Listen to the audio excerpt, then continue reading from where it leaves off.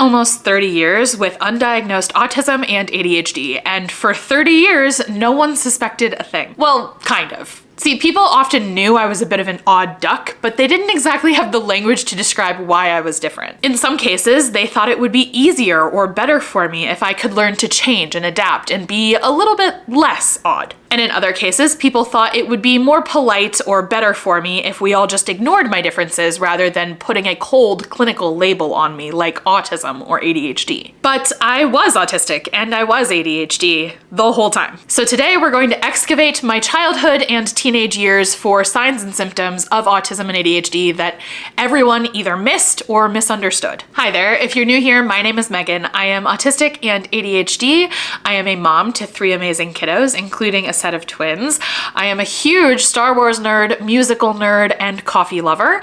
And I actually wrote a book about what it's like to be both autistic and ADHD. My book is not published just yet, but if you go to the link in the description and get on the wait list, you'll be amongst the first people to know as soon as it is published. All right, so let's jump into the first sign of my autism and ADHD in my childhood, which was the constant refrain of too sensitive. I'm just teasing. Stop taking everything so seriously. Holy cow, I literally cannot count the number of times or ways that this was said to me. From everyone, by the way. This was a universal belief in the people around me. Holy cow, Megan is so sensitive. There was the instance on Good Friday, which if you don't know, in the Catholic faith, Good Friday is the day that Jesus is dead. He was hung on the cross, he died, and it's before Easter when he rises, right? Good Friday, every sign of Jesus in the church is covered or removed. And Jesus is well and truly dead in that moment. And as a kid, I was a server for Good Friday service, and I got back after church, and one of my parents was like, oh my gosh, like you looked like you were about to burst into tears. What is, like, don't look so sad. And I'm like, God is dead. I'm gonna look sad about it. I was so confused, right? But I was so sensitive and I really wore my heart on my sleeve. There was also the time that I had my own strawberry plant. So we had a big garden full of like veggies, but I wanted to grow strawberries. So I planted a strawberry plant in its own little section. And I had read somewhere that if you sing to plants, they often grow better. And so I would spend afternoons just singing or reading books to my strawberry plant, which just strikes me as a very sensitive hearted thing to do. And then there was just the overarching teasing, right? Just I would get teased for crying too much or for looking like I might cry. Like I would get teased for stuff I didn't even do. Like I didn't even cry, but I looked like I might cry. And so I would get teased for that. This hypersensitivity in my emotional world is absolutely a sign of autism and ADHD. See, a lot of autistic folks are hypersensitive to all kinds of sensory input, but we can also be hypersensitive to our emotional worlds. And a lot of ADHDers struggle with executive dysfunction, one aspect of which is emotional regulation. Sign number 2 that I was an autistic and ADHD child are that my grades were amazing, but every other aspect of school I struggled with. Now, to be clear, you don't have to get good grades in order to be autistic and ADHD. It's just that good grades can be one way that autism and ADHD fly under the radar. Generally speaking, as long as your grades are good and you're not too disruptive to class, people don't seem to give a shit about all of the other ways in which you struggle. For me, a big part of it was the teacher handing out papers and then getting to the end and saying, oh, I have a paper with no name, it's boy's handwriting. And I'd always have to be like, that's me, I'm a girl, hi. There would be no name because I would literally just forget almost every time. This was well into high school. I would be forgetting my name on my paper. Until I went to college and everything was made virtual where you didn't have to sign your name, I would forget my name. And the reason that they said it looked like boys' handwriting is because for some reason boys are allowed to have messy handwriting and girls are expected to have neat handwriting, patriarchal bullshit.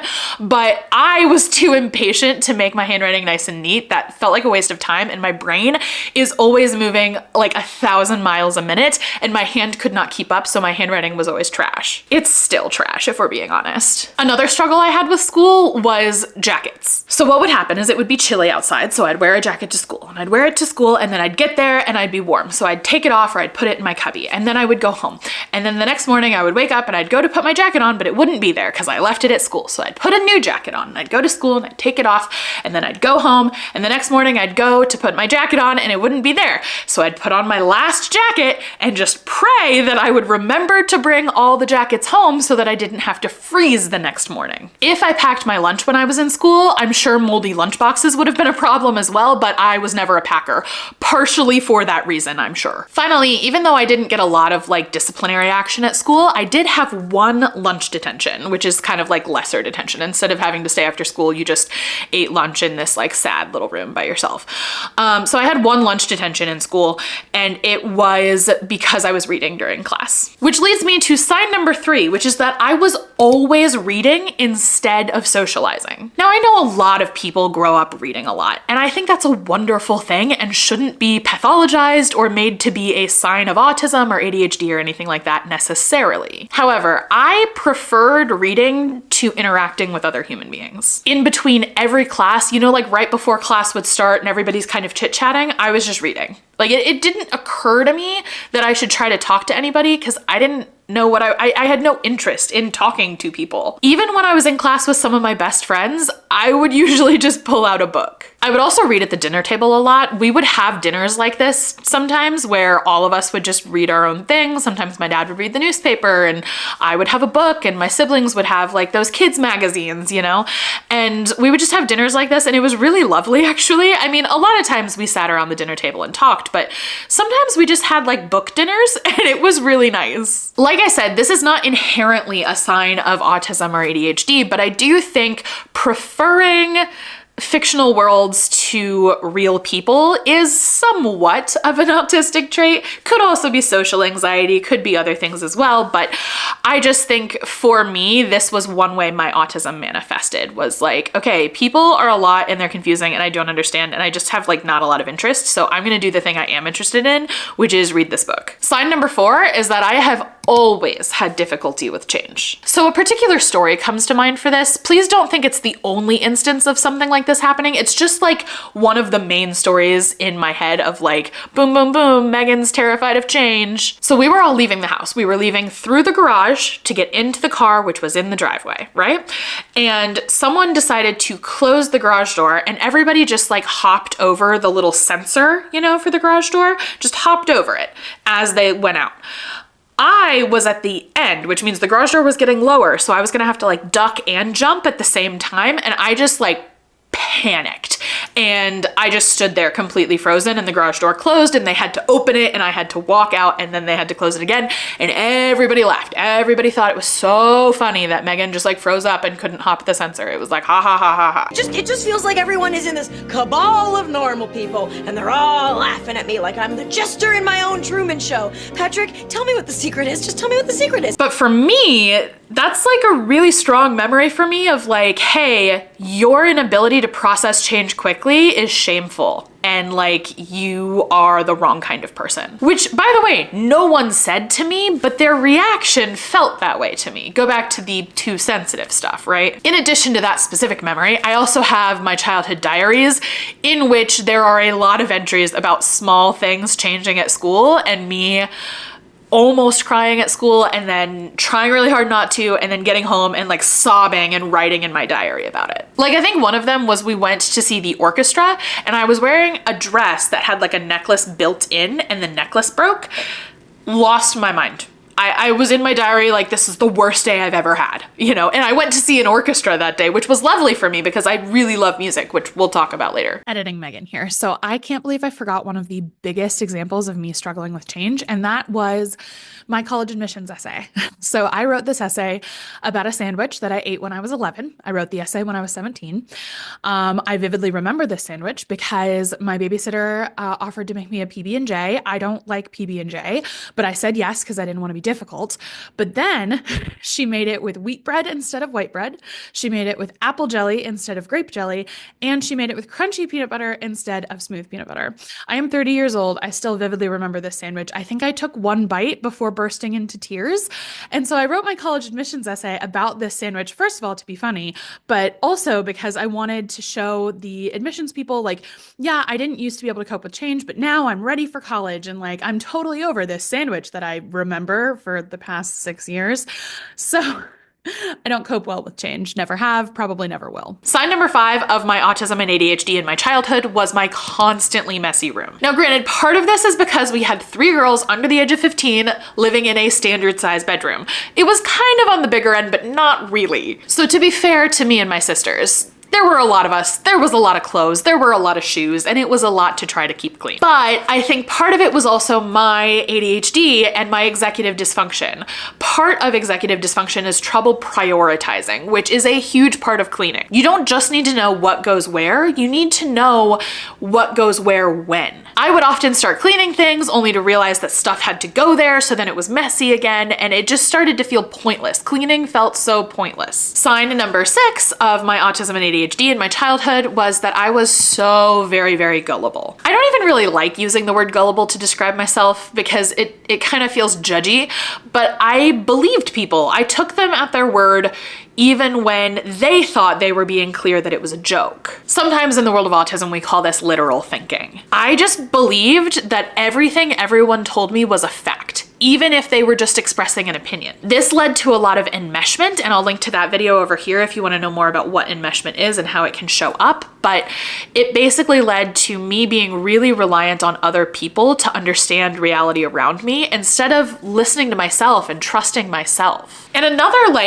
flashbulb memory that I have of an example of this, believing people, is I vividly remember being in middle school and walking down the hallway, and 2 of my friends were there, and one of them told me that the other one, her mom had died that past weekend. And I was like, I honestly didn't even know how to respond because they were being so casual about it.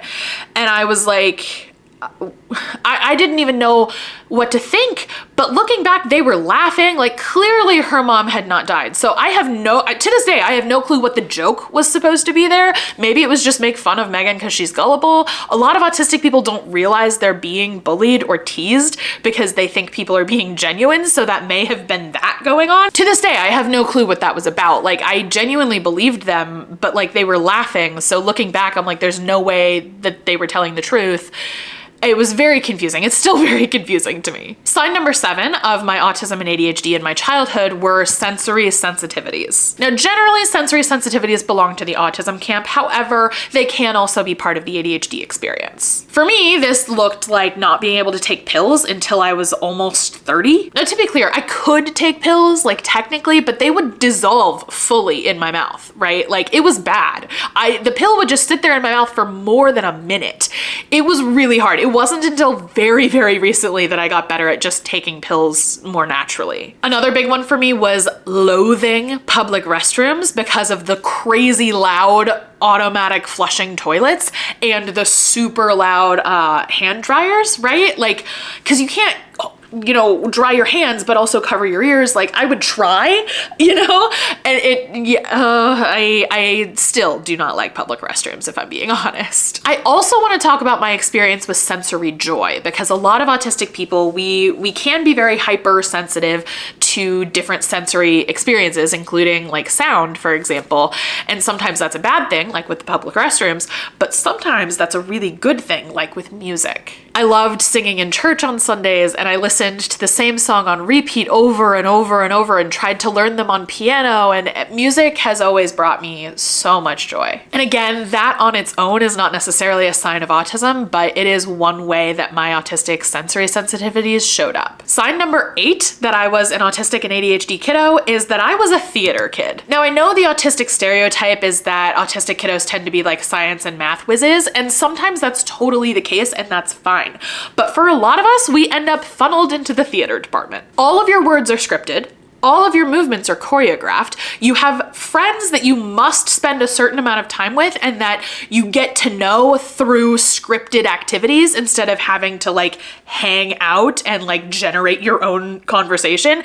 It's literally perfect for autistic kids who have lots of energy, which tends to be ADHDers. I auditioned for show choir in middle school, but I was so anxious about the audition that the next day I was physically ill and had to stay home from school when they posted the list of who made it into show choir.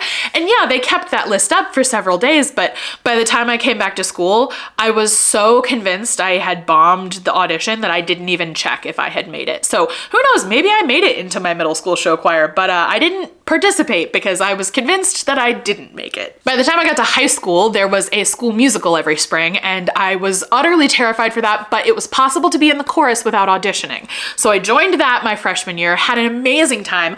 I auditioned the next 2 years and got very, very minor, like not even minor parts. I was just a like named part of a chorus basically, but it was still amazing and totally thrilling. And then unfortunately my senior year, I didn't really have time for the musical.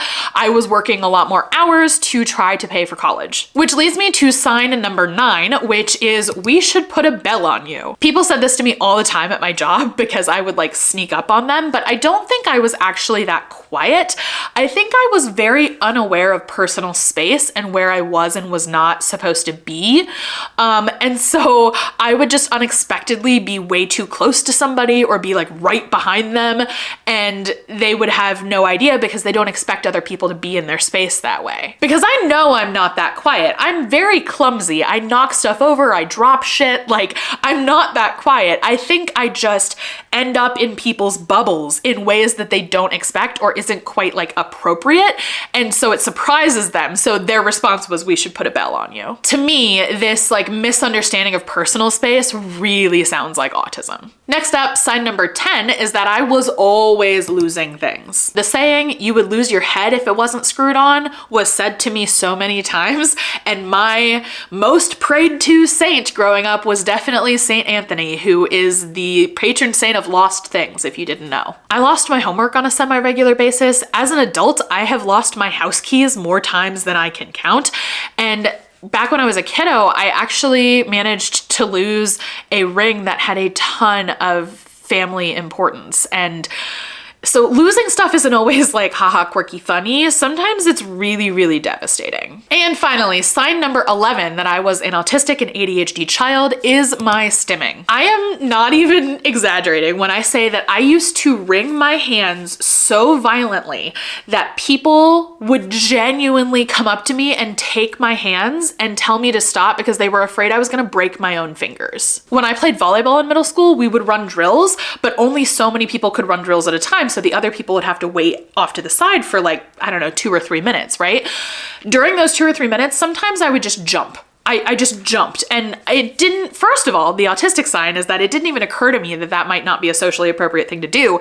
And the ADHD sign was I had so much energy and I just needed to get it out, and I was in a gym, and that's where you're allowed to get your energy out, right? I also would spin in circles all the time at home. I would do that like candlestick pose. Hold on, I'll do it for you. I haven't done this in years. You know, this thing. Okay, I'm a lot heavier than I used to be. But regardless, there were a lot of stims in my life as a child. And stimming is a huge part of both autism and ADHD. Autistic folks often stim in order to cope with distress about like sensory overwhelm, for example. And ADHDers tend to stim in order to prevent boredom or understimulation. Even though nobody in my life really saw how those things came together and clearly pointed to autism and ADHD, and even though I wasn't diagnosed as a child or even always supported in my sensory needs and whatnot, I was still ADHD back then, and I am still ADHD now. I know a lot of things probably went into my not being recognized as an ADHDer back in the day. From the fact that a lot of my family are probably neurodivergent, even though I'm the first one diagnosed, and so they thought it was just normal, to the fact that you couldn't even be diagnosed as both autistic and ADHD until I was 20 years old.